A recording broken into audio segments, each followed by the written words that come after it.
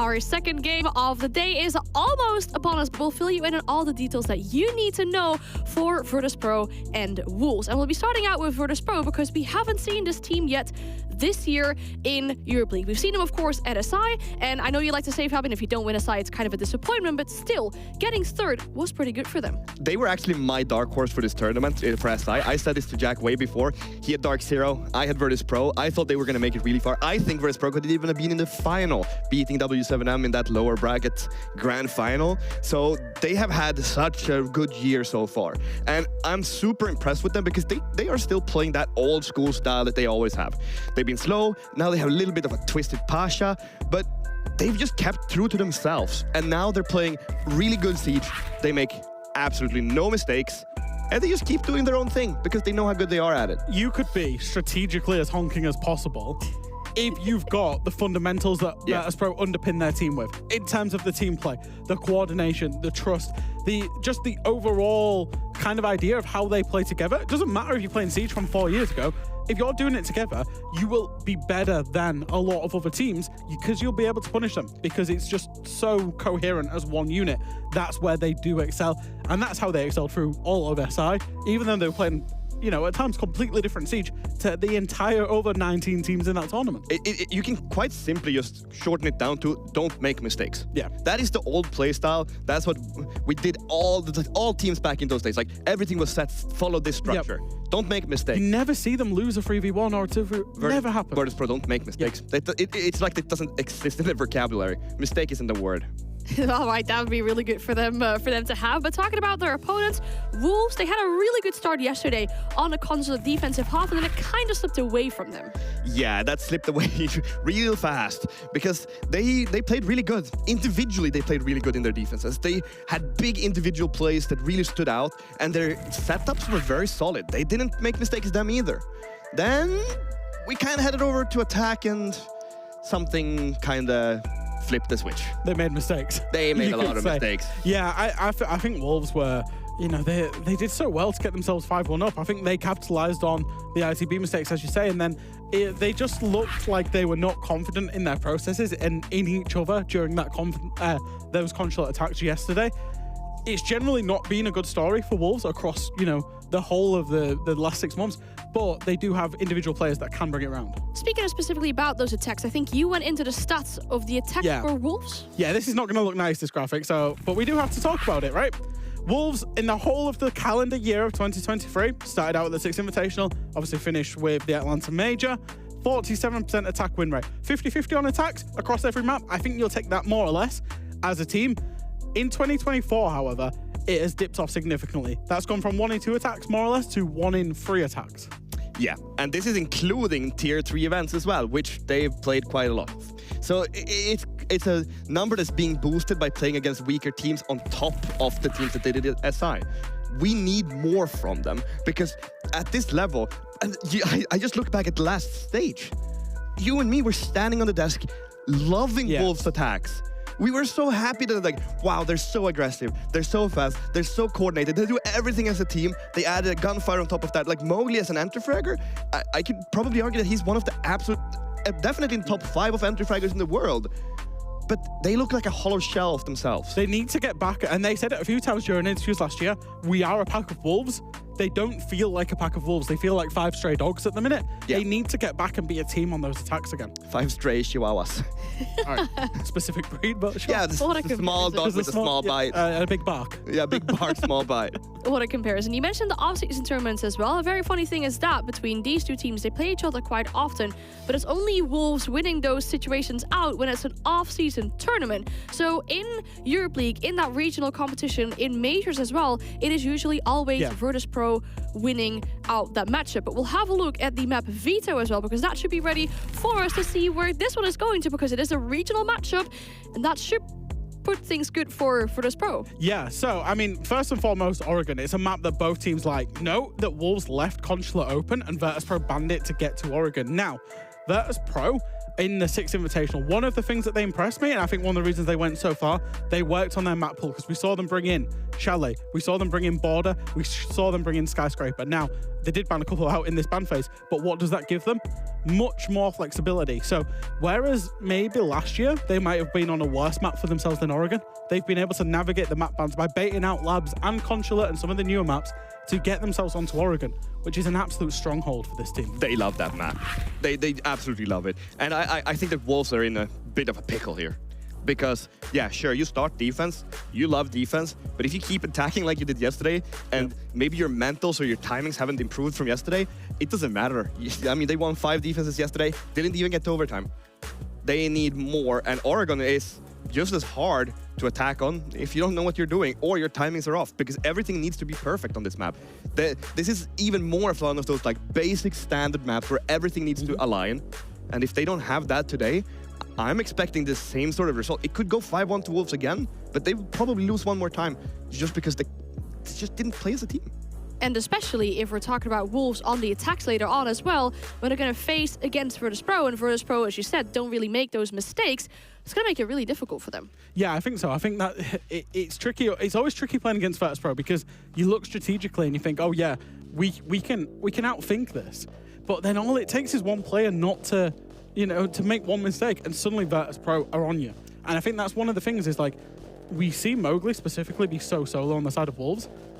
Whenever you're solo against Virtus.Pro, you're always against 3 or 4. Yeah. Because they're always coming from one side across. Or if you're attacking into them, they're more or less always 5 people on the site. So it's kind of like, I don't know, you can just, any mistakes you make just get punished by them so hard. Yeah, and it's like looking at the teams right now. For Virtus.Pro, if all he can do, okay, we had on to a Mowgli, but yeah, but you were talking about him. It's just, he can't be alone today. He cannot be. And at the same time as he cannot be alone, what they need to do as well in Wolves is that they need to connect in their head that we cannot make these aggressive individual plays out in a random position and expect them to not be there. Because Virtus.Pro, they will be there. Yeah. They don't let those flanks be open.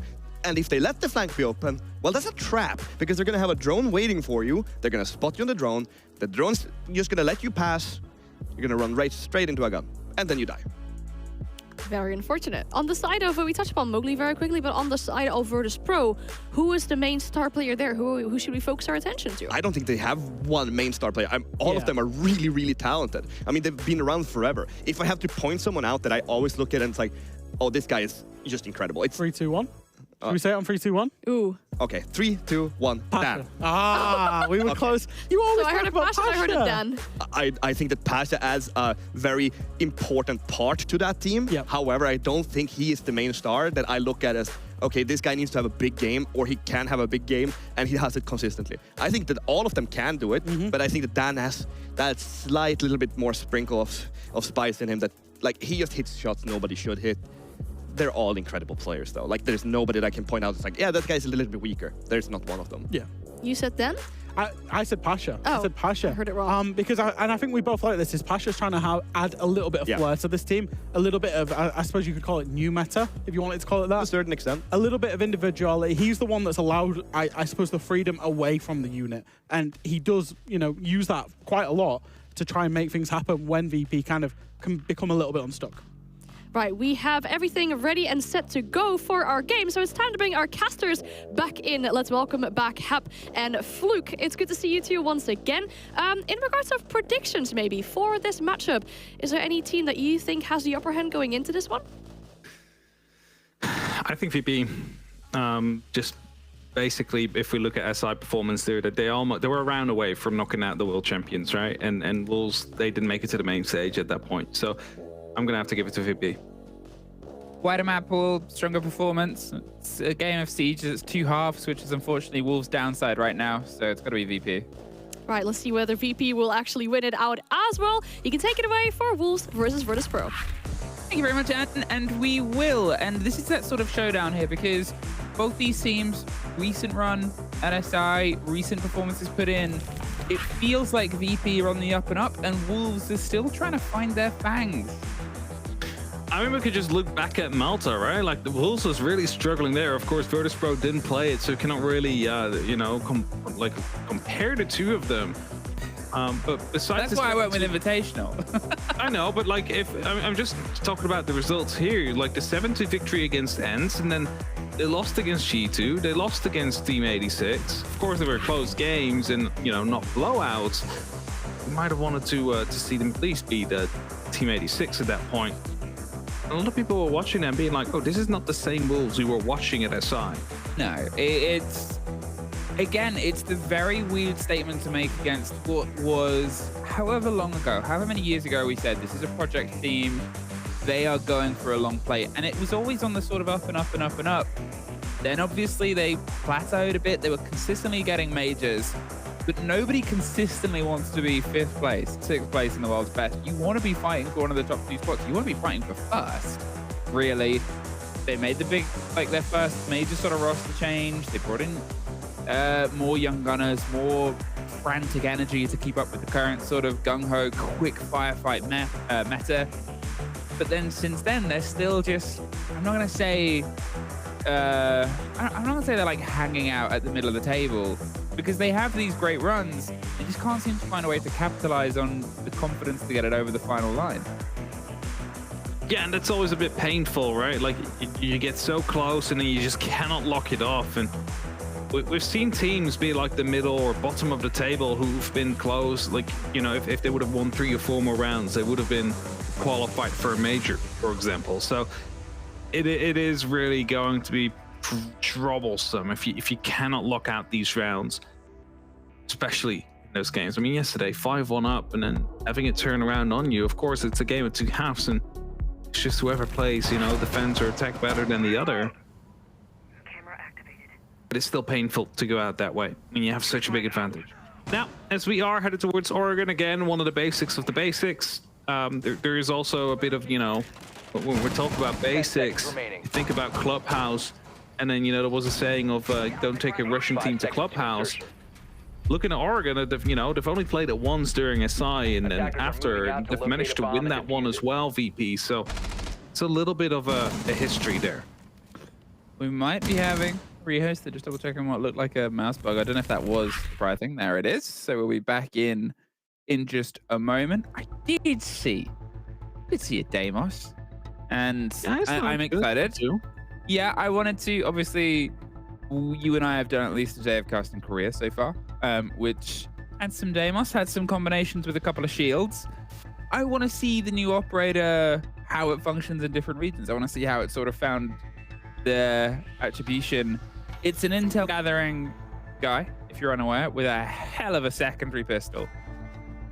It's a bit of an ego peak in some instance, right? Considering the fact that it's just like you basically broadcast your own position to the guy and you get to see where they are, and it's quite literally a 1v1 me bro in the middle of the map. However, if you play this with a coordinated team and you have map knowledge, which, spoiler alert, these players all will have. They usually have played this game for thousands, if not 10,000s of hours. Yeah.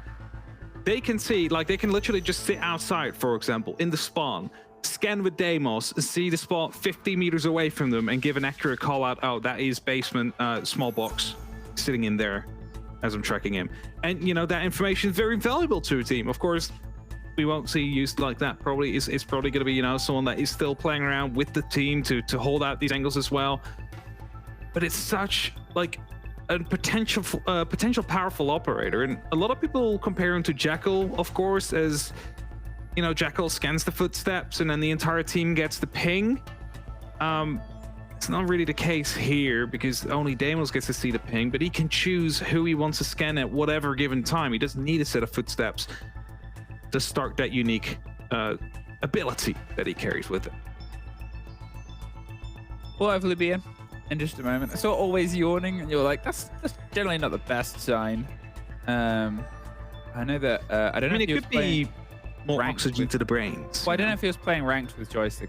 Joystick was playing ranked earlier on in the day. I think at least Dan was there. The warm-ups gets you ready.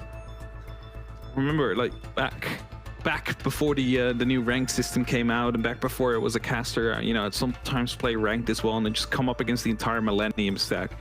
I can tell you, there's nothing more scary than just being a solo queue coming up against a full pro team, because a full pro team, you're just gonna get yourself handed to them. Yeah, sometimes it's you know, if you play on EU servers, especially sort of EU West, around the time of the Manchester Major, get ready to face the entire world. the entire world of the teams that fly out at early morning ranking. I mean, it's always the thing, right? Like a lot of these players, they'll go in and they'll be like, what's rank like in this continent of the world? Because you're basically stuck to your own. And I mean, some of us even did it, you know, back in Brazil when we were there for SI, just have a bit of a play. I did it myself as well. Had some real wholesome moments with the Brazilian community. They're calling in Portuguese, so I'm like, please, I don't speak it. And then they, you know, were kind enough to swap to English for me. You imagine having to have people speaking a second language just for you. Speaking the second language my entire life. That's the joke, Hap. That's the joke. Okay, I'm sorry. You do your Why best. do you speak in a second language to me, Emmy? Because you don't speak the languages I speak. Oh. We find ourselves here on what is Virtus.Pro's first beta. Now, if you're unaware with the uneven amount of teams that are in EUL, the split round, there is one team that always sort of sits out and watches. That was VP. On the opening play day, they did not play anybody on that first day. So this is them sort of getting their teeth cut in against the Wolves that, you know, if you missed the game yesterday against ITB, they went 5-1 up on their defensive half and then lost every single preceding round there. ITB were able to swing that back round into a 7-5 win. And that's that sort of tragic moment here for Wolves where as they sort of made a little bit of an allude to, it is a game of two halves and they have to have sort of scrubbed that off. And you're going in against a team that I guess in some ways it might be good that they don't have any weight coming into this. They don't have a game that they have to scrub off or they have the momentum on the back to. It's almost like it's a new play day one here for Wolves. I mean, I guess. I mean, you're still looking back at it, and like, there's no way that it's not at the back of your mind. You know, that game you just played out there. So like, it will have some impact, but it really comes down to like how your mentality is like how strong it is, how resilient you are. Because a lot of times, especially you know when it's 6-0 down or 6-1 down, you hear the call like, okay, one round at a time. Like pretend like none of the other rounds have been played, and we just take this one by one. Like it looks like seems so incredibly hard to do, to just not look at those numbers at the top of your screen and see what's out there. And then for them now, like not look at what happened yesterday and let that potentially creep back in your mind, especially when you're up 5-1 and you lose round 2 and round 3 and then round 4. That will start creeping back in at that point. The last time we had these two teams on Oregon, I believe it was Atlanta, and it was a 7-1 win from the side of Virtus.Pro, and most of that I think was on the side of attack as well. I don't think Wolves were able to pull any proper defensive rounds here against VP's approach. VP have generally taken every series that the recent rosters, if not every series, that these recent rosters played against each other. They're across stage 2, across Copenhagen as well. There's a lot of pressure here onto Wolves for sort of going back to an already tried and tested battlefield.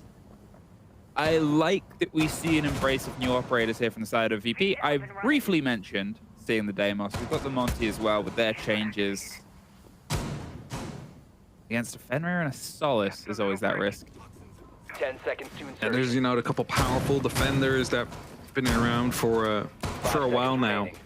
Zami, of course, received a slight nerf as to where you can, you know, shoot out those barricades, but the reality is it takes like 30+ bullets, so you need like 1.5 magazines to get rid of it. So, you know, we already see attackers run out of ammo sometimes. If you don't have to, you know, shoot out 5 barricades, you're going to be out of ammo before you even get any gunfight. So now, Shepard straight in. Straight up armory stairs, trying to put pressure here onto Bibu. They're on the hunt of the loose roam player to Solace to bait against the drones for as long as they need to, and they have the impact. I'm not sure if they'd want to try and take a hatch down onto Kitchen or onto Attic, but otherwise Dan's already cut that off. I'm not sure if he's getting the read in the chase here currently, but I mean, look at this, a fully sort of formed approach. Wolves have desperately called in some support. Mowgli gets joystick. First, a body falls to swing, and there it is, the sort of idea of let's force the shield back. You're looking at the Oryx pick, play with the Legion, the Goo Mines, and the Impact, which destroyed, actually, the Goo Mine that got thrown at his feet. At this point, well, that's all to play against that shield. now Legion being hunted, you see Dan also cancel it quickly afterwards. considering the fact, players in the basement. There's no point, broadcasting your own position at that point because there's nothing you're going to do anyway, especially in this stage of the round. Something you can actually do. And I think Dan using it on the Valkyrie now is also going to be checking where Valkyrie is, realize that it's going to be on the side, probably cancel it right afterwards as well. There you go, cancelled. Not going to let that run out. Because as soon as you have the information, that's fine. No more roamers. And that's another way to use the demos. Not actually to take those 1v1s, but just to have a quick check. Where is this person on the side? Okay, that's fine. I'll cancel it. Getting all of the read on towards the hold here. The holes across the bottom of Freezer all the way on the long wall make it very dangerous to approach. The Bulletproof is just preparing the swing. Mowgli's tucked inside the full cover. In fact, pulls himself a little bit further around. Deadpup's going to take that territory instead. They're aching for this early engagement. 50 seconds and all Virtus.Pro still sending the entire route together. Almost to the head of a pasture there by accident. Getting themselves to rotate. As I said, it's a hell of a secondary, and they're utilizing all of its strength. 30 seconds. They're just going to see if they can try and pop the plant, because with P4 on the long watch rotate all the way onto the backside itself. You can't exactly reverse plant. You can just sort of make your way in, brute force the rotate round. Mowgli gets down on the back end. The crossfire entirely pops out, and they've just walked right into a massacre here.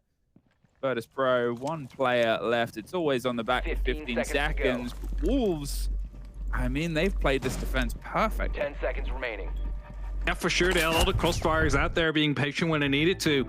And I think Virtus.Pro might have just leaned a bit too much into the shield there. I mean, you saw it, like, half the team was behind that shield most of the time. And I know Montaigne shouts it, stay behind me, but they took it quite literal out there. I like the opportunity to really make anything happen from, like, multiple different directions. And, just to lean back into the secondary out there that Deimos carries, the .44. You can make those rotates, and it's great, but it's like they lack the broadness of the attack, really only coming down from like one angle, not being able to basically put the attention towards the washing machine on the back side. That's what eventually costed them that double kill. So whether this was a problem of like lack of information, or if it was just a wrong approach by all pushing right behind the Monty, I don't know. Could be either. All right, Virtus.Pro, false start. But as we said, there's always that other side of that argument, that conversation that we had in the build-up to this game, which is, does coming into a series that's already in progress, already in play, of overhanging results, play against teams? It actually became a point of conversation with, for example, G2. Over the two majors, Copenhagen and Atlanta, one of them they got in the second phase and the other into the first, and they said they found the success of their sort of runs built on being able to grow into the tournament. They enjoyed playing in the first stage, because by the time they get to the second with the tougher opponents, they're warmed up, they're ready to go, back to back, they're inside that sort of mentality. Here, that's what Wolves have sort of had. They've cut their teeth, the fangs on that opening play day, and now they're going to see if they can try and utilize those slightly sharpened tools and tusks against Virtus.Pro. But there's only so many times that you can sort of look at it and go, okay, but it's a game of two halves. Imagine going in 6-0 now and then having it turned around again. Quick use of the S-Charge there, by the way, to get rid of that shield. Instant entry into Armory as well, as they realize it's going to be safe. So the checks out there for any utility up on the lamp. Usually, Valkyrie cameras are being hidden in spots of lights, and it's hard to spot that way. No Valkyrie around, of course. And they've pulled away in the Deimos and the shield play instead of entirely throwing themselves at new. Let's go back to classic and old. Never mind, taken off alongside the Heat Jam. There was one tucked in, but I think that impact might have actually destroyed the team gadget. Yeah, got the stop on at least the Selma as well. The second, he didn't quite get the catch, a little bit too far along the wall, and now they have a little bit more width and wiggle room. But again, look at this VP. They're just full sort of sending specific sides of the site. You kind of want to see that width there right now. You want to have someone around on like the main window to put some pressure down as well. I think Always going to be filling that role, but he's still currently worried about small tower. Like maybe thinking someone might be coming up that way. Before on that valve, trying to rotate up, gets caught off. Actually, a trade coming down from that direction. quite sure, but that should definitely not have happened as Mowgli's leaning aggressively into the breach. Knows about white stairs as well. He's trying to escape with his life, and he's like, no matter where I go, they will be right behind me. This is the worry. You can see always kept that Gooman in a long time as he pulled back, because with how quick Deadshot was to strike against the single fight on the double door, they don't want to give them any of these engagements. Led right into Shinka's waiting arms. They had the stretch player on Armory, the mine at the top of the stairs. Going to slow them down a bit, closing and opening it to make things problematic. They get rid of it. 20 seconds though. Deadshot getting one more, almost a little bit of team damage. Shinka gets the double. Virtus.Pro, the second time in a row they've thrown themselves into the meat grinder that is Wolves' site setup. It was actually a bit of team damage coming down there as well in the end. Like, just unfortunate. It wouldn't have made a difference that that be, you know, known to everybody. Still shows that VP currently just struggling on the attack. Maybe attacking too unilateral out there. They lost control as well of Trophy, Armory. Found themselves picked up. Of course, that was all backing into the fight that we saw happening around lobby when we saw some trades to come through out there. But the tactical timeout will be called nonetheless. Virtus.Pro, they realize that there is something not going right, and you know, we can see it as well. There is definitely some struggles that they're working with right now, and they need to sort that one out ASAP. They want to get some attack rounds on the board here. They cannot afford Wolves to, you know, lead this 5-1, 6-0, and then having to fight all the way back again.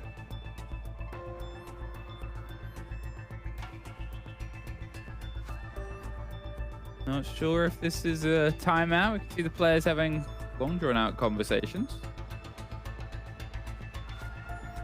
Hope we get confirmation in just a moment what's going on, but otherwise, a bit of time to talk there, and well, here we are with the setup. Was that a timeout? Was that a time? Oh, sorry. What's the timeout? Yes. Ah, okay. I think I'm going crazy, Hap. You are going crazy, or you are crazy? I mean, Bit of both.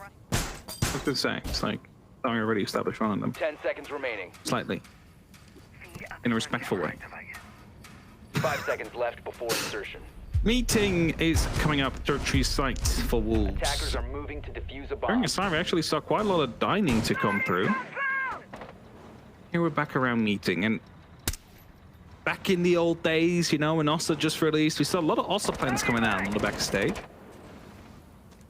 It's the game that Virtus.Pro wants to play right now. Some drones on the RCE and the Twitch as well, so trying to take out as much of the utility as possible. Also, the Finca coming back to life here by, you know, with the LMG. It's slightly buffed, or rather the nerf has been slightly undone. That was the, you know, put in place for the recoil. And a lot of people said if you can control it, it is so back. It's the backest it's ever been. I mean, I think, you know, back when we had the MG meta, that was the backest it's ever been. That was like one step below it now. That was the back to the wallest it's ever been. Yeah. Ebu waiting patiently for Joystick to turn a corner into a death, but it's not going to be handed to him as quick. As we said, Virtus.Pro, they seem to flock heavily and aggressively together. As they're just held out by the first to the smoke canisters, as much time that might be wasted to drive across Attic. You're looking at control of it, where you can sort of drop down, and Dan is the thirsting for the hunt here. Nothing is otherwise being put in place against him apart from a pre-placed C4 just on the connection here. They're hoping the ace goes adventuring, but as Joystick gets Mowgli on the back, that LMGs are a little bit back. Ebu holding on to these tower stairs for all he can. He's quite stuck out here, right? Like he's just gonna have to start falling back down below. There's no way he can still come up these staircases, especially if the openings have just been made. But he's also afraid of the fact that someone could have come barrels in the meantime. Like he's kind of stuck where he is. So he digs into Harry Potter. He's just gonna wait there, not gonna move whatsoever.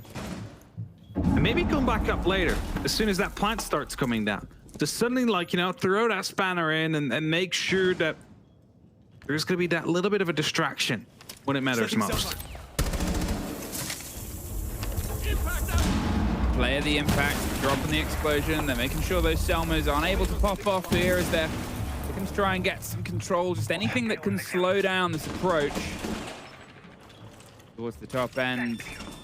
Shotgun is waiting for the swing round. They're hoping, trying to fight in the fight, but as they step right into the back of Shinka, they get always. Shepard wins out one. Bibu can't quite find the connection, but as long as he's in this position, they cannot comfortably go for the plant. Tears the head off the one. Shinka's get Shepard. It's just feeding bodies to Wolves at this point.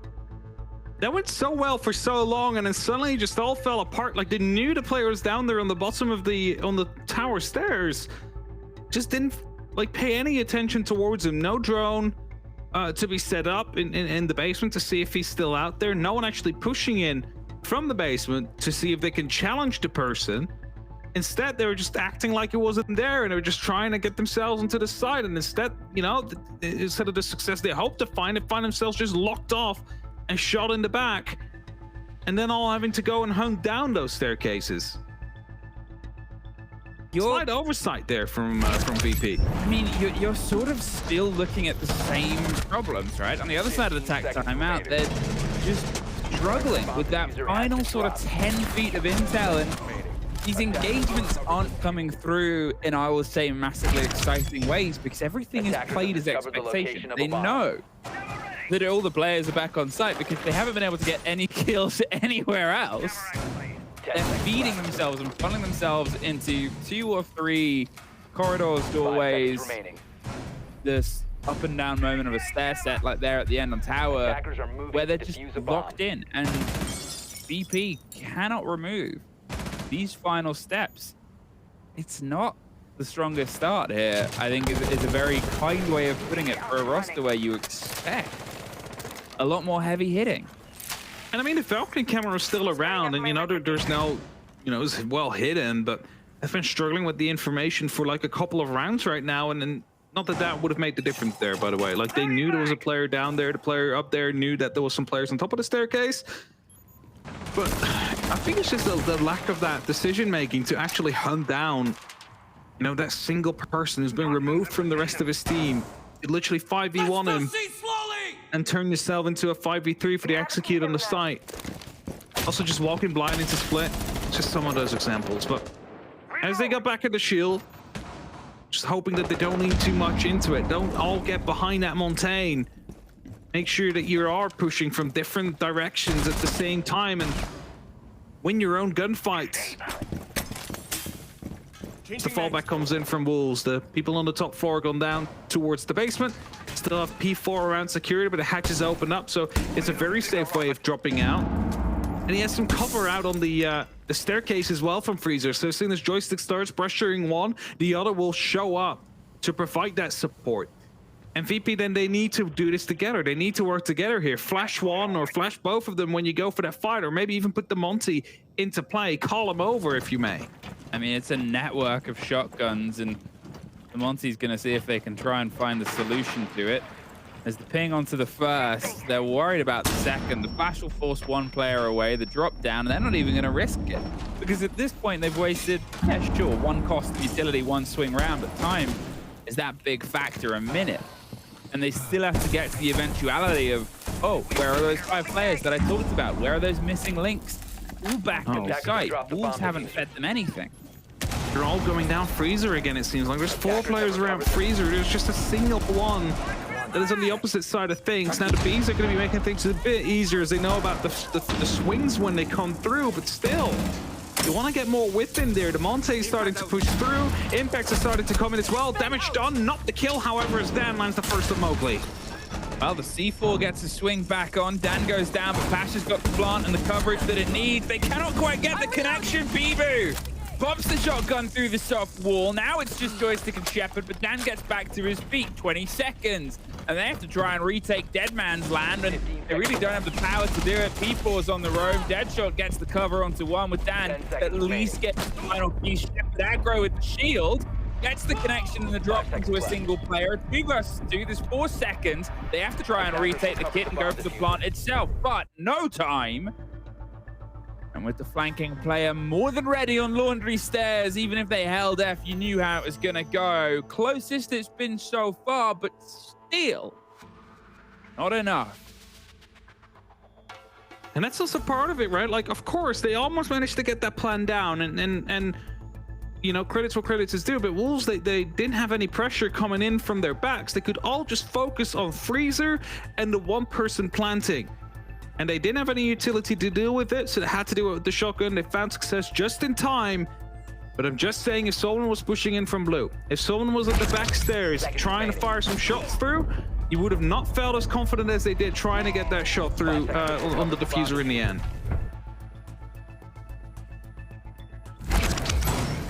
Again, it's too unilateral. It's just all behind the Montaigne and a single person on Laundry Stairs. It's the exact same round. This time they got a little bit closer, however. And they're not going to go back here for the remainder of this match unless we go to overtime. No, that's sort of part of it, right? And obviously, for how close it was, and for the fact that it was, you know, down Laundry, the first site preference so far in this game for Wolves as well, it is still just a solid sort of lock-in here. You are still that par for the course of it was 5-1 to Wolves on their defense yesterday. Heavy sort of hold on Bedroom with the shield lock-in. They're trying to bait and funnel this approach from Virtus.Pro because they know that they can utilize that to instead.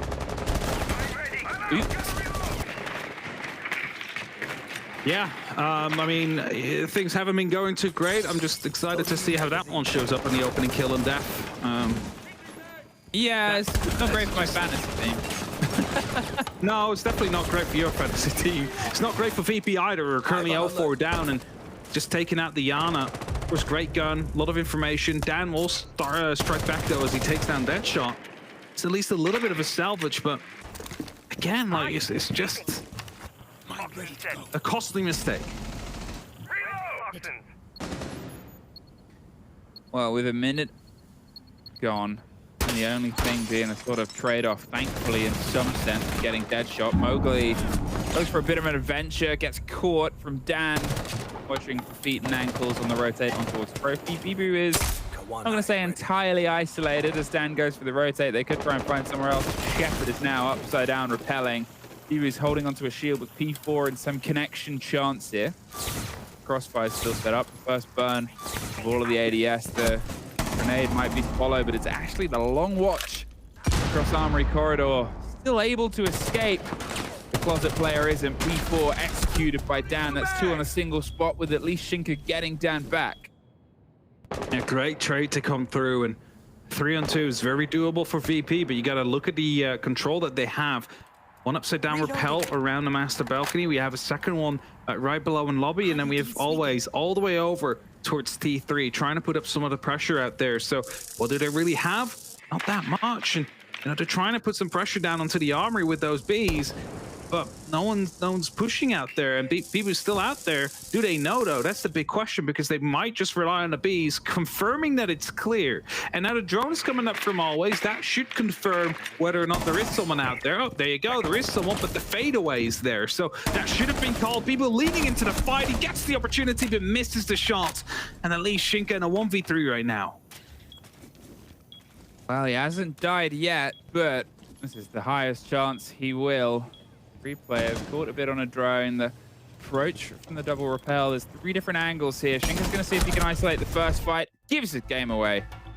And Pasha is able to get the final execution on the first round. Maybe the spill of their own blood in the first kill was what led them to success. They have guaranteed 1. They have guaranteed Wolves at least a repeat of yesterday. Can they try and push it a bit further here before the split? The sacrifice they were willing to make. But I believe we will have a call in with Fabian. At least I was told that was coming. Might be next round. Seems to be next round. Sport to come through. We have a call in. Oh, we do. Who's that on the line treating us? Oh, it's me. Can you hear me, Emmy? Can you hear me, Hap? We Yes, can we hear you, can. Fabian. Please, what have you got to say? So what I want you guys to pay attention to, and all the viewers at home as well. So we saw Wolves yesterday had very poor team play, and they had good individual plays. What we've seen so far in Oregon has actually been that their team play and their patience has been on top. They have made very few mistakes. So for Wolves heading over to attack after the next round, that's going to be such a massive boon for them to have in the baggage. And I think that if they keep up what they're doing now, they're looking really good. Attackers are moving to defuse the bomb. Thank you very much, Fabian, for that little call-in. We get treated with things like this now. We do get treated like that. And I mean, VP in that last round, they managed to find that success on the bit of patience. Of course, the opening kill, you know, giving it to your opponent by team killing wasn't really the greatest. But then we're looking at, like, you know, the places where we saw a lot of rotation and a lot of movement from the side of Wolves, and they caught up a couple of players that way, managed to bring themselves back into a numbers advantage. And Virtus.Pro is, I think this is eyeing up to be just a lobby taken and gets his head removed by Mowgli. And now you gotta go chase him. Where did Mowgli go? Is he still out there? Is he still gonna strike? Because, you know, as it looks like they're willing to go for a plant around this side of the map, you gotta make sure that that staircase is gonna be clear. I mean, what a way to open it up here. What a way to sort of get a bit of a foot in. Dan was able to pull a couple of the kills, get the body balance into their favor on the previous round. No chance of that this time yet. There is still a lot of kill capabilities in the pockets of VP. We talk about them not exactly having a superstar fragger, but being an ensemble of.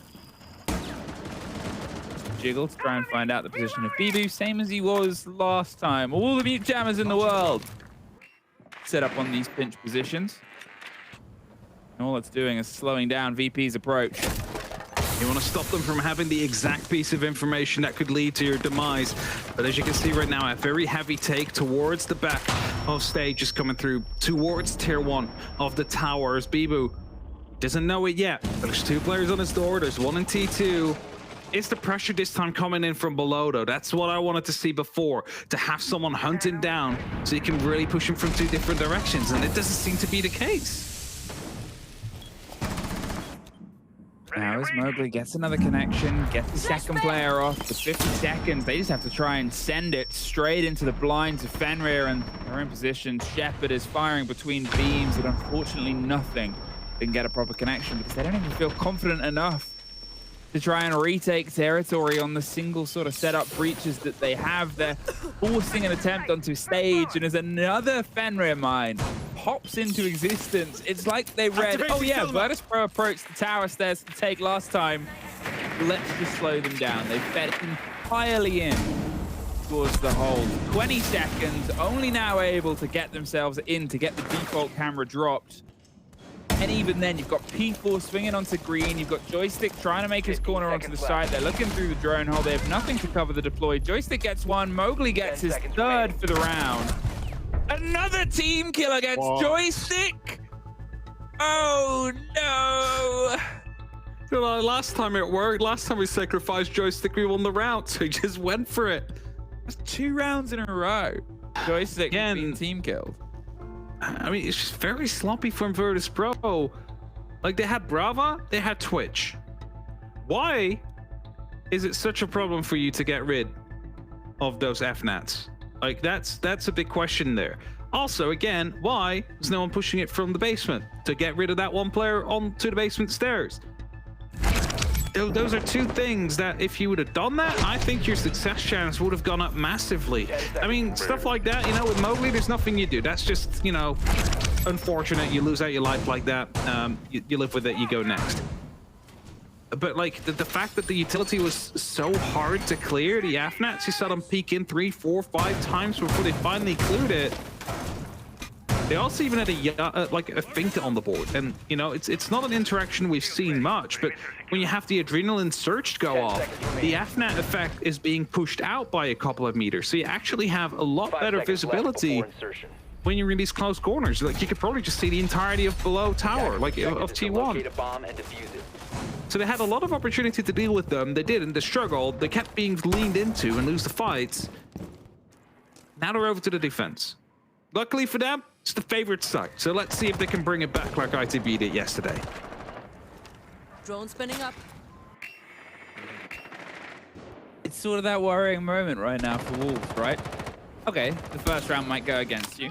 You're putting pressure onto first hold, but the momentum and energy that you've built up, it's the biggest sort of trial by fire here.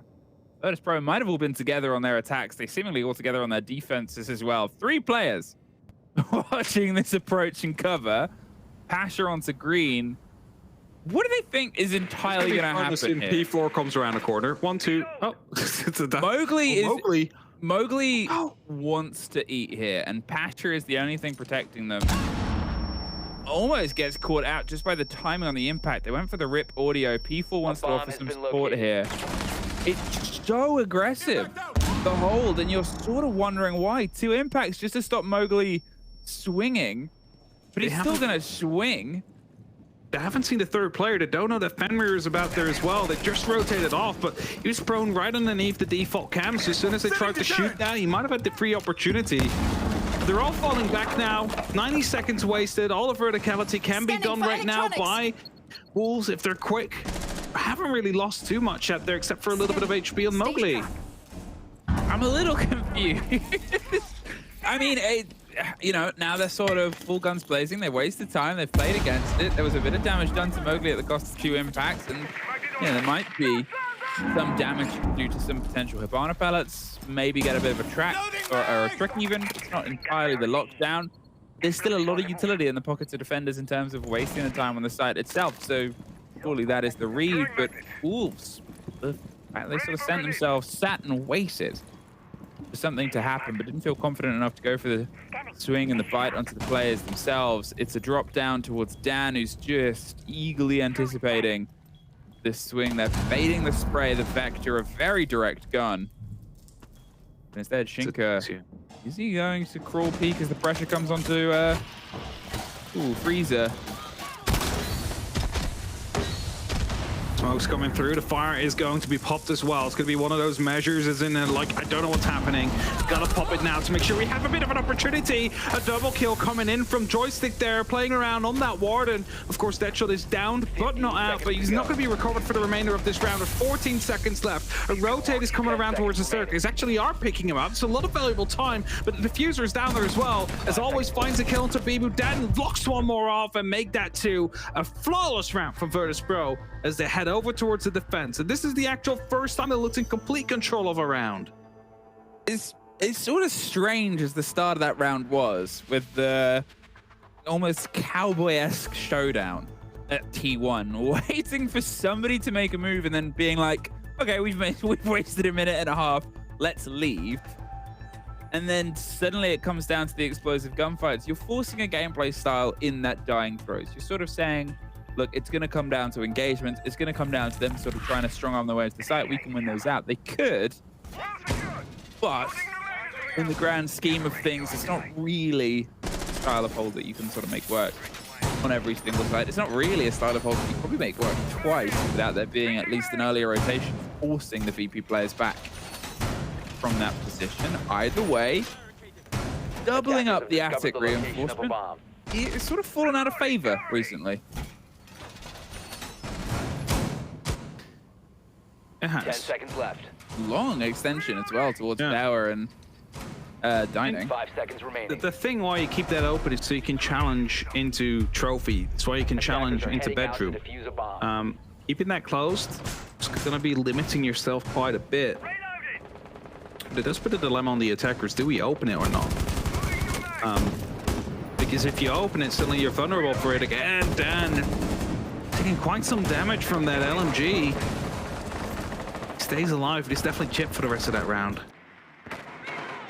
R6 Esports has just tweeted out, this is sort of unrelated, the Blast R6 skin has just been tweeted. And that looks very cool. Skin. Yeah. I'm going to look that up. Check it out on the official socials, but check that out. Death inside shower. Deadshot gets it always. Tears his head off. Wolves, they have to lead in here. They've, as I said, there was a very strong extension of utility, hard walls, and reinforcements over towards shower, over towards the other side, and it's instantly been pulled apart. Single kill has forced the rotate of Pasha there. He's not quite confident enough to get in with the potential of a drop and a rotate from the hatch. They have to still be cautious. Green being softed as well, stopping them rotating back up towards you. and sent Pasha the very long way around. I don't know if he made the full rotation there, but definitely fell off at the last second. People opening up vertically, has to be careful because Shepard playing right above him with the SMG. That's deadly when that rips in close. Or far away. These players have insane skill with that little SMG that could ruin a lot of lives and dreams for Siege. Now, Pasha coming up. Actually going unspotted as a drone just passed by him. I'm not sure if there's a second drone out there waiting, but if not, it's a great opportunity out there. Shepard is being removed from his position by the skeleton key.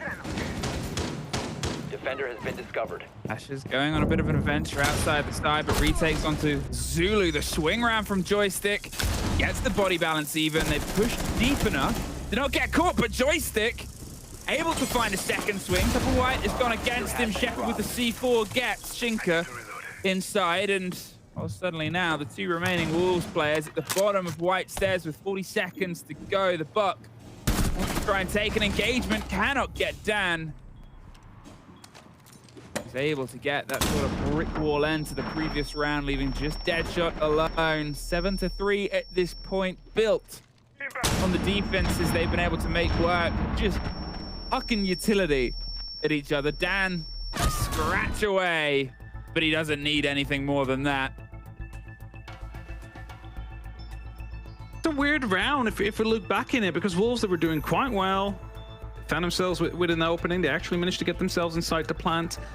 And then boom, huge play coming through, and suddenly like everybody that was there for the cover dies. The diffuser can no longer be planted, but you still have the two players down below. I totally understand Buck being there, considering, you know, verticality is kind of the whole shtick of the Buck. He likes playing around with that skeleton key from below up or up below. The Dokkaebi was there as well, and I could only assume that's for cover on the actual Buck, so, you know, there was at least a bit of extra buffer in case of a vertical retake from below. But Joystick really brought that one back in there, just leaning in, finding those two kills, importantly. Stopping that defuse from going down. You saw the nitro cell go off right after. And now, as I said, Wolves, you might be 5-1 up, 6-0 up, and then you lose one round, and you lose 2 rounds, and then you start thinking about what happened yesterday. 10 seconds remaining. And sure, it's only 3-5 still, but these 2 rounds, VBiz look really much in charge of these rounds. 3-5. Attackers are moving to defuse Okay, the bomb. there's still not time to entirely panic yet. And the deciding factor, it's a tertiary site. You're attacking on. You only need to win the 3rd site twice, and you get the map in OT. It's not the cleanest way of doing it, but it's still a mentality you can keep. Otherwise, you might suddenly find yourself in the tragic moment of having a 5-1 lead disappear twice in a row. Ram smashing their way across the top. They're looking to try and isolate some of these players to cover to the noise, but Joystick isn't under stress and threat as of yet. It might be Mowgli that gets the first engagement. He's got himself all the way in, caught by a Guma, and Shinka's getting the kit planted. They've tucked close. Pasha gets caught out. There's the swing of Shepard round. There's Bibu, not entirely sure where he's under pressure from. Shepard gets the double, but it's a post plant. 4 versus 2. Shepard doing everything. He's going to hold on to the kit as well. The cover's Joysticks. P4, you need to get a shift on, Nate, because, oh no, too late. Out of time. They went for the smash and grab, but unfortunately for them, Virtus.Pro invested in a very good security system known as Shepard. I'm just... It's such a great, like, counter coming in from VP. They realize what's going on. They instantly start flooding back. You see the bit of, like, the, you know, the panic coming through when I believe it was Bibu on the Amaru, just missing the shots out there with the SMG, having to swap over towards the shotgun, and then getting shot from the stage area. That was the cover out there. It was the Habana, sorry, playing with the Supernova and the other SMG. Now, like, surely a tactical timeout should be coming soon. They have it, Wolves timeout. As it's looking like a repeat of yesterday so far. Is, you know, it's the thing that you don't want to sort of mention. It's the thing that you don't want to talk about where it was and where it's gotten itself to now. for a team like Wolves, because you know now you have to go through the rotation of sites that have already gone away from you. You have to play yourself back onto their strong suits. It's the moment to have a little bit of a risk, right? It's the moment that you can try and play those sort of approaches, go for the close meeting wall plant. But in the same second, in the same conversation, Bibu sort of swinging around left and right, trying to find the angle of just where to hold on and stop the decimation that's being wrought upon their surprise play. Credit to Virtus.Pro, the return, the response, the retaliation towards the hold here. Now, as I said before, we're probably not going to see the same level of 3 players holding and waiting aggression. 5 seconds to go. You'd hope. It's like, again, like, it didn't cost them anything, but it's so silly when you see like 3 players so close to one another. You almost never see that in pro play. Just not just them being that close together, but from the start of the round all the way up to the minute 30 mark, they were holding the same angles, being like, yeah, come on, Mowgli. He's just going in alone. I mean, he wants this fight, and this is a change, actually. Remember, this wall's solid. They couldn't get the angle onto those 3 players. They're slightly different this time around, and Mowgli's waiting for the confirmation. The shield is going to hit green, and Mowgli's going to hope for the catch. Opening this up, they have to win the engagement. Joystick can't, because he shoots towards the breach charge, expecting Mowgli to be a couple of paces further back. Pash has taken that as his cue to leave. He's able to escape during that engagement. But a missed moment here, and a good response from Wolves. Setting up a breaching sequence. Which is being extended just so the Montaigne can push through. Again, Monty, like the shields have had that rework, right? So you can play them a bit more aggressively now, as you can all basically charge the way Blitz did as soon as you start walking. No more headshot galore coming out. Actually have to ADS now. And like we've expected to see more of it to happen in gameplay, but like this game is a good example for it, because you know this map was already a good one for shields, especially in the basement. It's unfortunate. Very. And now having the shield again in a 3v5 is potentially a good nail in the coffin to get yourself to 6. So a 3 versus 5. They're still going to try and hold on as best as they can. They have the player in Shaiko spot. The smokes of Shepard are just going to try and slow it down, and the Flores drones force them further and further back. Down with the rotate. They haven't locked it yet, but that, the quick pop forces the player back round. They're waiting to catch this swing. That smoke canister. Basher returns a little too late. Everything's exploding. Shepard, he's not quite been locked in, but he's so worried about taking this swing. He's trying to rock with the shotgun as best he can. 40 seconds. Someone has to make a connection here.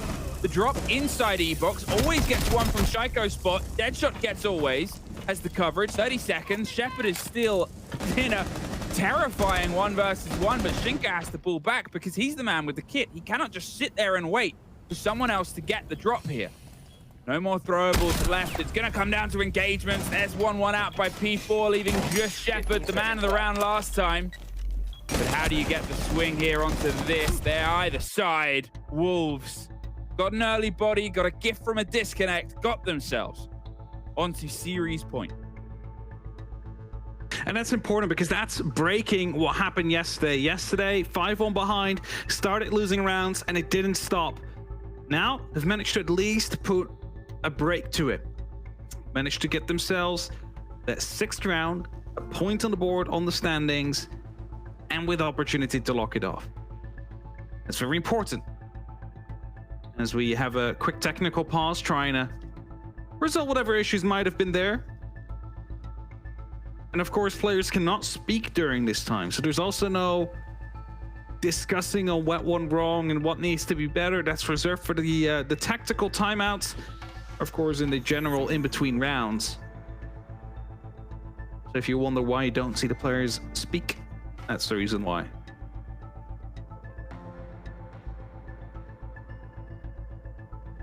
What a moment to get themselves towards this position, I think, is the main sort of worry, though, is, you know, it still came down to this situation of we have this advantage. We have a body advantage built by Mowgli, who has always pretty heralded as exceptional. However, the disconnect of Pasha, a player I think we all saw, the energy that he can bring to a roster in dire times.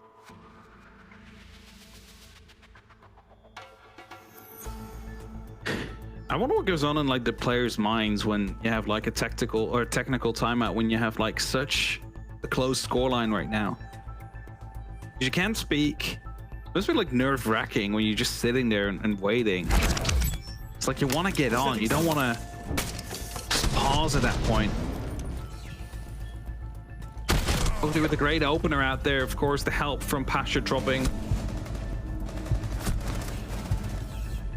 Good cleanup from Wolves, which happened on the basement, which is one of the toughest sites to actually attack.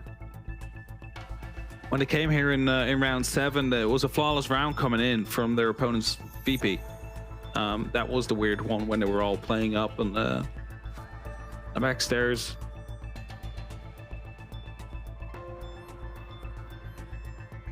And now Wolves find themselves in a situation they couldn't lock off yesterday.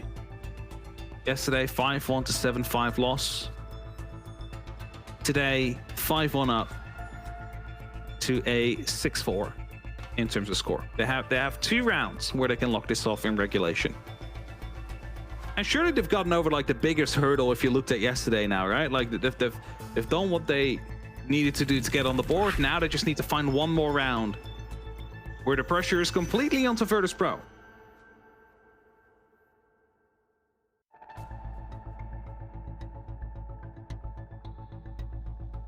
The tension music really keeps you on edge, hey? Definitely does. I feel like Should also play it to the players. It's like the want to be a millionaire or something, right? Yeah, Yeah, I was entirely thinking that. It's like, is this your final operator selection? This is your final answer. Answer B. 50-50. For $1 million. Are you really sure, Amy, you want to go for answer B? No. I think I'll go with A. And by that, I mean who I expected to win this, which was Virtus.Pro. I think they're not done yet. I think they're a team that is often not done yet. I think there's still some fights, some chance for them to pull it back. Wolves could obviously win it. They're in the best position too. You can't be more happy than when you're sort of 6-4 sitting on this point. But, you know, these last 2 rounds could be across the 2 tougher sides to hold on to. It's generally a 2-side preference for pretty much any team that you talk about. I mean, the first time we came down towards the basement, it was a flawless round, like I just mentioned. Then we headed towards the bedrooms, which was just a single loss in the hands of Virtus.Pro. So very convincing as well. That's really the side we're headed to next. Unless we double it down. There's always the chance. There's always It's an the... option. We don't see it often, but... Actually, we do see it in APAC. We don't see it often in EU. Slightly different regions. Yes, it is Slightly different energies across the 2 regions. So, we'll hopefully be back in momentarily. It's also, I guess it's one of the things about these sort of timeouts as well. This late on in the game, this late on in the day, you build to an energy level. Yeah. Inside a series, you build towards the game that's ahead of you. You've almost found yourself at a bit of a cold reset now. The cold wash at the end of a workout is those endorphins, that adrenaline, that fight that you have to keep on the tip of a nail. It's also you cannot communicate, right? So it's like it's just pure silence for minutes now. And when you have all that energy, as you're saying, you see it on Wolves as well. Like they get really like loud as soon as they start winning. It's like that's all gone now. Like that's all slowing, that's all freezing up. And then you're just gonna get into like a best of 1 in rounds in a second now. That is for Wolves at least, as they only need a single round.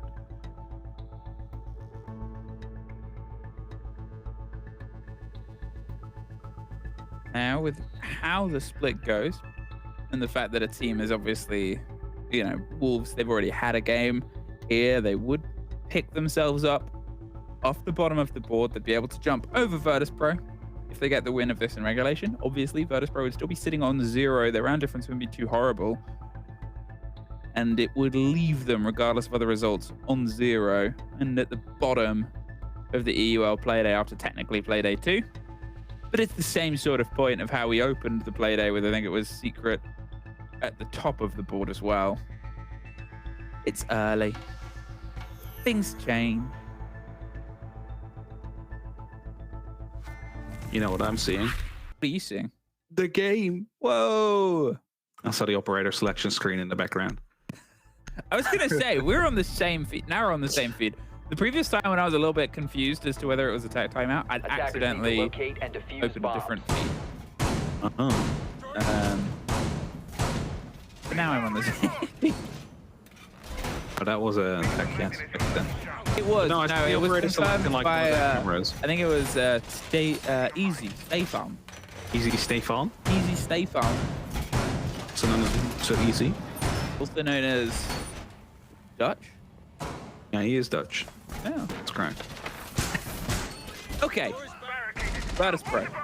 Now, they lost the early entry. They lost that moment before they missed it. Had a disconnect as well from Pasha, which is why everybody's reset to 0 is getting ourselves back towards the game in hand. Wolves, last time they were here, they have this habit of getting themselves in and putting aggression towards the site quite early, especially Mowgli, who has always been that ferocious first fight, that first tip of engagement.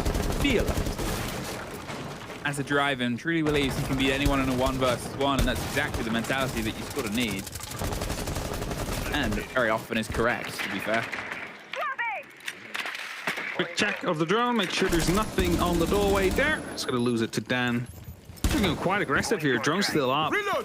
Forced to fall back now. There's actually slight pressure already coming down from the armory staircase. You see Shinka opening up and Angle as well. Joystick finding himself at the top of the tower. He's looking over the rooftops, just scanning if there's anybody out there who... It's a free run on the top of it. And that gives him a lot of information as well, right? Like, especially when rotations happen in Oregon, they could happen over that rooftop, as it is a very, like, long map. So you don't want to walk all the way around. Trying to find the position of the players, seeing what is open towards... I'm not going to say a smash and grab the same way that they try to do, where you just break and sort of bolster your defense once you're inside the site itself, but a full rotate towards maybe the double window. No, in fact, just going underneath. Happy with their control of Armory's side. They're happy with a ping for Deadshot to go and try and track down around the back end of Showers and Zulu. Shinka holding on, waiting for an appearance. Pasha wins out. That's that Showers player gone. That's Pasha keeping things on a lockdown. I talked about his importance last time he was disconnected, and P4 has at least the connection with his head, but it's forced a bit of a rotate around. They lose Dockerby. They lose their flank cat. Yeah, they also lose a single more Logi bomb that they had available to them. Could have been very valuable as soon as they do go for that final bit of the execute. Mowgli now checking with the IQ scanner if there's any information, any gadget he can take out. We'll get some FNATs, get some magnets as well, just to make sure that the big window has a bit of a better opportunity to play. The skeleton key coming in from below right now as well is going to start putting up that vertical pressure as the rest of the Wolves are just looking to find themselves a way around. Big window pressure is coming through. We also see pressure coming in from the white stairs. Seems like that is going to be it. So a jump in is what they might be aiming for as Dan takes a little bit of damage. Smoke canister play against the window. 20 seconds, more than enough to waste out. The rest of this, as always, is doing his best to hold on, but with the spray coming out underneath him, there is a very thin margin. He's allowed to walk in, and he decimates Mowgli from the vertical. Tries to double tip, cannot. But Wolves, 10 seconds, they're forcing themselves into a side that is entirely smoked out. 2 players still out there. They've got to just try and go for it. Blinded by his own team. An easy pick up for Shepard on towards one. The watch onto top white gets the next. It's all out of time. As that return from that player, Pasha gets himself in from the missed moment and makes sure his name is known. And that brings it back around closer towards that overtime situation. Again, that's what they're looking for. That's hoping that they can bring it back to that way. They want to get that victory of the get-go. And Wolves that single extra opportunity to cross the next hurdle. First was reaching that 6th round. Now it's locking off the game. See them speak. I mean, They get themselves locked in. the loss of Mowgli is always, with all the bees, with all the pressure, all the smoke and everything in the world, him being able to find a kill in that situation is criminal. It's ludicrous. You could have used the skeleton key to open up rather than, you know, the 552 commando. It wasn't the best gun to do that with. Instead, lost that life in the most unfortunate situation. 10 seconds left. And now find yourself round 12. Match point still for Wolves. VP on that back foot. But they do go back towards that basement. Now, they got a flawless here. They managed to get beaten the 2nd time around when they came here. Now, as we get going into the action phase, the Deimos is back on the board for P4. How are they going to use that? Is that again going to be the same as what VP did? A check on it to see if people are already on the site or if they're still rotating around. The blitz as well to be brought. Is that going to be the success factor here? We didn't see too much coming out from the Monty, not too much success. The blitz, of course, is a bit more aimed towards that quick kind of gameplay to come through. Bashes right through, and he's going for it towards the box. There's fire that's stopping him dead in his tracks. Dan will take down Bibu. Joystick will fall on the opposite side, but Deadshock comes in to clean up the freezer. VP somehow still on top though, as it's only up to P4 now. Comes in with the 44, finds a single kill, still on near full HP. And as he's trying to lean back into the fight, the fire is stopping him from moving through. There's also still the Evil Eye that keeps him in place. The grenade will be dispatching that momentarily. He knows that the one player that's in elbow. He's trying to go for a bit of a plant attempt, possibly in the corner of Laundry. And as he does, is there a response? It doesn't seem to be coming right away, and he might get away with this. No, he goes off at the exact same time. He gets one. No, he does not. Shepard shuts him down, and we're going to overtime. Would we be going? I don't. No, sorry. A little bit of a moment there for my side, but I am back. The end of that, and they keep themselves fighting, keep themselves pushing in, holding on. I said Virtus.Pro, at the time that they were a little bit behind, at the time that they weren't quite as connected before, they knew what they could do. They knew where they could pull things back in. They only had a short distance left to cover. They could do it over the sites of preference. And the places they could get themselves locked in here, Wolves. They've been able to at least do what they couldn't do yesterday. Which is get themselves down onto OT, get themselves convinced and convicted of a fight all the way. It came as pretty much as close as it could, a 2 versus 1. That fight at the very end, but still. Wolves, another 5-1 lead, has gotten them to a situation where their opponents have pulled it back in.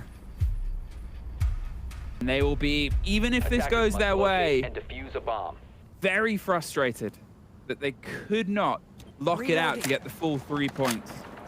They got a single point out of it now, which is more than they got yesterday, but the goal, of course, would have been to go for 3, especially after you have another 5-1 lock-in. Rotate coming down already. Joystick's just hurrying himself down towards the basement. It is Virtus.Pro that is having that defense to them, and that is a big advantage right now.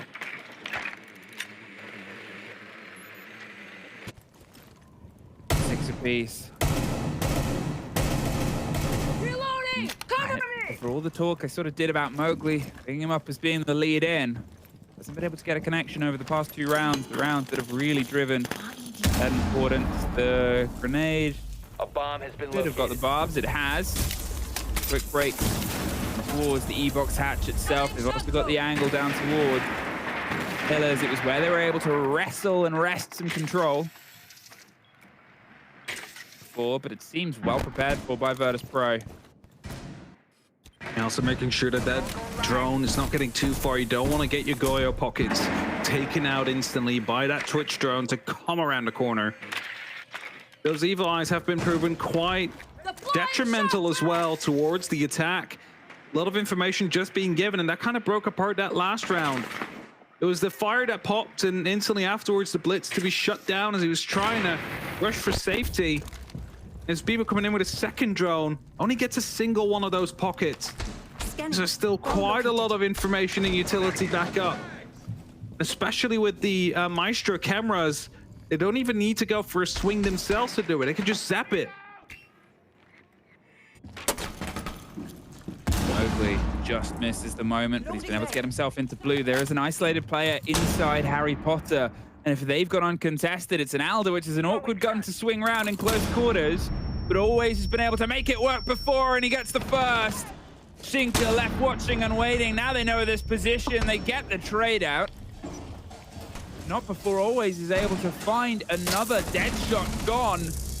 Joystick gets P4 locked in. They're trying to put the pressure down onto Highway itself, but with the dabble and the dance on towards Freezer Door, Bibu is just watching through flames and fire of Virtus.Pro's hold. Shinka might try and sneak a plant in. Bibu sneaks a kill out. That Maestro bubble calling every single second and swing, though. They've got to see if they can try and bait at least one more kill, one more pressure, one more presence here as the smoke canister forces the player back out. What do you do here, Wolves? You've just got to send it right in to the firing line of Dan VP. Set themselves up. They are one round away from winning this game, Wolves. We'll go over to the attack, though. Of course, still have that extra defense round to lean back onto later if they would need it. Defense has been very much favored throughout this game so far. 11 rounds of the 13 played have gone towards the defending team. So it's not over for Wolves here. If they manage to get themselves this round, they will be going to a slightly less favored side in the pockets of VP. And the thing is, they've recently seen all those sides. So that's an advantage. There's no more tactical timeout for either of these teams. Both have been called. I thought for a second that was going to be a team kill again, but it's actually Always. Yeah, it looked like it, but Always swung around, got another. It's not an easy gun to pull surprise plays. It's not an easy operator to do it with either. It's slow and clunky, but when it starts firing, it doesn't stop. Remaining. That was 2-5-1 halves on defense. 5 Wolves. seconds remaining. I mean, the truest test of Wolves shouldn't be this round. Attackers are moving. It to should defuse be bomb. the next. We're not going to go to dorms, which was the one that Virtus.Pro were able to win out on their attack. Instead, back down towards the basement. You have Deadshot, Bull Roam and Explore. It is pretty much a reflection of the very first roster they brought to attack this site before. Jackal is from the first round, the Capital from the second swing. The two plans coming together. Success maybe for Virtus.Pro. Down to Wolves. Gotta reload. Yeah. Not seen the Dokkaebi, for example. Or the Thermite on the Heart Breach. Of course, having the Heart Breach gadgets available to you, it's more than enough. You don't really need anything else. The hatch is most important to be opened up. There's a lot of hiding going on from Wolves, and whilst Mowgli is being chased by Deimos, that call out is going to be made, but you don't actually see the actual chase from Deimos itself. How much do they know about the player behind the bed? That's the big question now, though. I mean, if it's a Deimos that's gone untested, it's the Deimos that has been entirely caught. Mowgli gets Joystick. They've definitely not forgotten how to defend. And as I said, this isn't the round that's the test. It's the next. Shepard. He's going to send himself a little bit deeper inside the freezer. Always is still outside. You couldn't have someone as close and as far away of the punch itself. Think about where the kid is. Think about where the players are. Think about what's left to be done. Virtus.Pro's biggest problem was actually attacking the site itself. Usually they were very good at getting control of the rest of the map, and it was the final push that fell apart here. Freaking here. I mean, it's not impossible. It's not impossible for Attackers sure. recovered the diffuser. On the hop in. This round, it does seem pretty much over. Again, it's never over until it's over, but how are they going to try and get away with this? The Bees are starting to come through, but there's no rotation there for Shepard. He's going to have to go all the way around, go towards the hallway, start pushing back, but there's actually players out there. And as he's taking out a Guma, he's just being pushed out here by the Legion, but hey, guess what? There's a second player out there, and you're all alone right now, Shepard. Impacts are just being tossed in to just try to... No, the round bombs in from the Oryx, and the flawless round is out there. It was quite literally just 5 people flooding through that doorway as soon as the ram just gone for the Ramadash. It's been a long time since you've seen a Ramadash make contact with a shield, but in a 1 versus 5, at that point, you're just sort of saying, let's get this round over. Let's keep our momentum. Let's get on to the next. Let's move this on. But only 2 attacks have hit the mark across this entire series so far. A maximum OT built entirely of defense. Only, 1 attack for Wolves over the past 2 play days so far.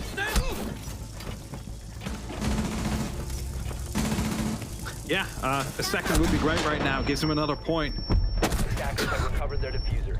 Attackers dropped the diffuser. It's quite literally a sit down. Oh, beautifully from Mowgli's POV as well. But it's going to be the top floor. It's going to be the 10 bedrooms. seconds to go.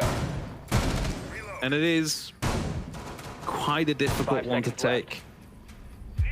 take. In the attack has had success here, but it was a VP side when they managed to win it. Bomb and defuse it. They're actually the ones defending right now.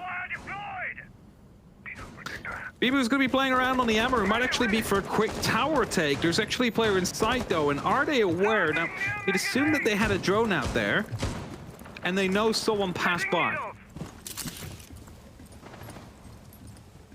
Window opened up as well. Actually prone underneath the window that was just repelled up from P4. Yeah, Joystick has played the T3 position a couple of times. I'm wondering if they're going to try and just send it up into site itself. It looks like that's the play and the idea. They have to be as secretive as possible. The last time they tried a rush play, it did not work. This time... Getting out of sight! I mean, how aware is it? A very loud voice line before you go for the swing. The pop towards the back of Pit. The motion of Mowgli over towards Trophy. They're inside the site looking for the shotgun, but it's caught out by Dan on the swing round. Mowgli and Dan one apiece, and now we're all guns a-blazing. Trapped by Joystick. Rotates his way back in from Attic. Wolves. They threw everything at the vain hope that they could pull out a quick play, a quick strat and start, and leaves just P4 and Deadshot, a slightly damaged Dan and a removed Pasha. With a minute 30, but with Joystick locking off the chance of a tower rotate, watching towards the windows, all P4 is going to find here is disappointment. He's a little bit too late to the party. Still has a single impact left on the lifeline, so has the opportunity to still continue on with that rotate. Extra reinforcement used on the other wall there. Knows about the player in Pit, but the rotation instantly comes through. Doesn't want to be locked down. Also aware of the fact that we have someone out and about on the big window. A minute left on the clock. The second logic call to come through. And VP just holding patiently. They know time is in their favor. They know numbers advantage is in their favor as well. When you see P4 being afraid that as soon as he hits that barbed wire, a swing will be coming through. Now, it didn't happen yet as VP. They're taking it slow. They know they need to enter. They're just holding those entrances right now. 40 seconds. Kit. Exactly where Wolves left it. The swing round against the bait of the drone itself, but look how far away they're playing themselves. Begging for a fight to discover. Benred set up, watching and waiting. There's at least Joystick gifted to Deadshot. 3 versus 3, but with 20 seconds, there's a second gift. P4 finds the shoulder and the shimmy shake onto always a 2 versus 2.